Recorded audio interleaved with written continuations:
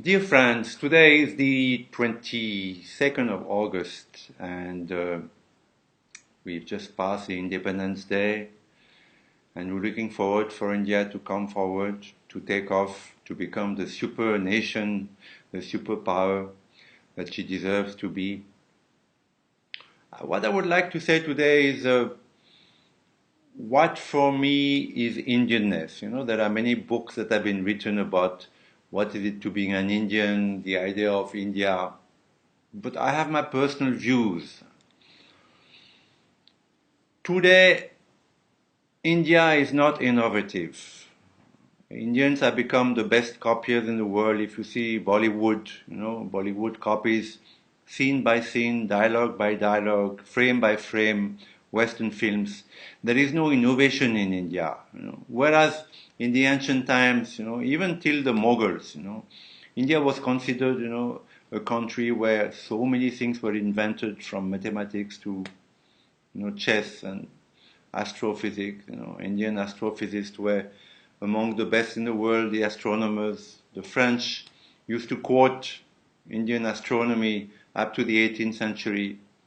So India was a country of innovation. Today, because of colonization, because of the invasions, because of so much trouble that has come to India, India has lost that imagination, that power of innovation.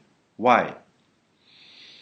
If you see your schools today, your universities, what you're doing is that you produce clones, You only teach them Western values, Western literature, Western mathematics, Western heroes.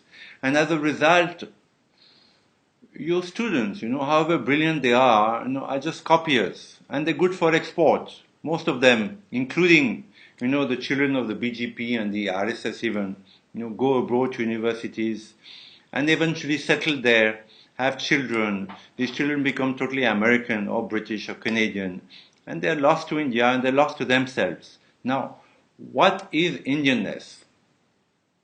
The first quality of Indianness is to know about your own culture, your own heroes like Shivaji Maharaj, Maharana Pratap, were not considered great by your own, history books. Your own poets, Kalidasa is probably one of the greatest poets ever in the world, on par with Homer, on par with Shakespeare. Even today, translated from the Sanskrit to English, you can see the power of Kalidasa. But is Kalidasa taught in Indian schools? Not at all. Your philosophers, you have great, the Advaita philosophy, the Buddhist philosophy, were among the greatest in the world. Not only they're not taught in the West, but they're not even taught in India. You have contemporary philosophers like Sri Aurobindo, whose books, The Foundations of Indian Culture, The Life Divine, The Synthesis of Yoga, are among the greatest in philosophy. And yet, Sri Aurobindo is not part of the curriculum. So, you are bringing up children who are not aware of their roots, not aware of their history, the good and the bad, because they're not aware also that the greatest Holocaust ever, in the history of humanity, that of the Hindus. From the Hindu Kush till Mumbai, 2011, it has been estimated that, the number of Hindus killed is at least 100 million. It's a huge, huge number, more than the Jews, more than the Armenians, more than anybody. So, even the dark side of Indian history is not known by your children. As a result, your children, they're not Indian. They might have some love for Bollywood, they might, have a little bit of pride for cricket, but this is not Indianness. The first quality to be Indian is to know about your roots. As a Frenchman, I know about Napoleon, the great warrior. I know my great poets. I'm taught in school, from kindergarten onwards, were my great warriors. So I grew up proud to be a French.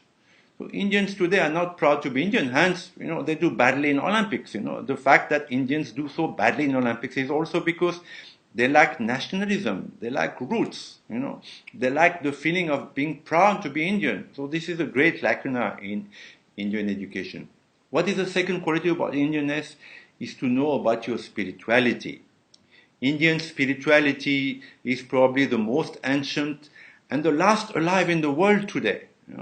In India, people still know what is death, what is life, what is rebirth, what is karma, what is dharma, how the divine manifests himself or herself at different times under different names, which is the concept of the avatar, and this is why Hindus, are able to worship the Christ, Buddha, Mohammed, Krishna.